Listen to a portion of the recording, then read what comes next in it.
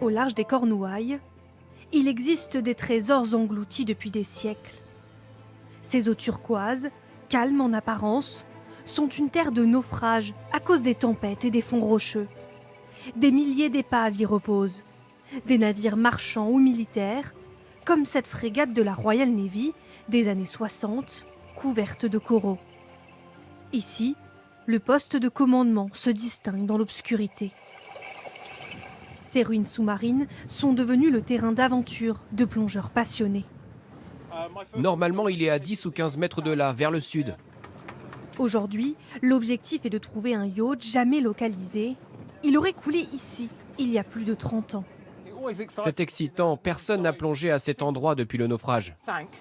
L'exploration commence. Et très vite un indice.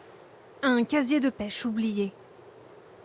Mais après 1 heure de recherche, aucune autre trace, seulement des rochers. L'équipe de plongeurs ne trouvera pas le yacht. J'ai aperçu une petite pièce de métal, mais c'est sûr qu'elle vient d'un autre bateau. Les déconvenus sont rares aux Cornouailles. Avec plus de 6000 épaves englouties, les plongeurs découvrent régulièrement des vestiges. Certains sont même visibles directement sur le rivage, à marée basse. Entre là et là, il y a 124 épaves, et ce sont seulement celles qu'on a pu repérer. Les objets précieux aussi sont nombreux. En seulement 5 ans, voici ce que ces 2 explorateurs ont collecté. Boussoles, grenades et balles de fusil. Tout ce que les bateaux du monde entier transportaient entre l'Europe et l'Amérique. C'est une pièce d'argent qui date de 1590. Elle a été frappée au Mexique. On l'a trouvée dans un bateau où il y en avait près de 5000 comme celle-ci. Cette pièce se vendrait aujourd'hui une centaine d'euros. Ces objets ont surtout une valeur historique.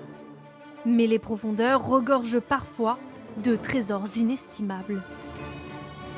Le plus célèbre d'entre eux se trouverait dans un navire du XVIIe siècle. À son bord, une fortune d'or et d'argent estimée à plus d'1,5 milliard d'euros. Un butin jamais découvert. Mais l'an dernier, ce pêcheur a remonté dans ses filets l'ancre du bateau.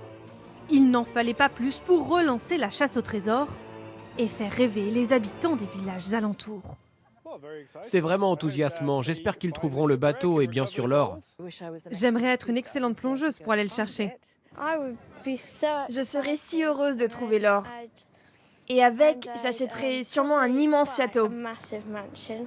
Selon les plongeurs, des milliers de bateaux restent encore à explorer dans ce décor somptueux.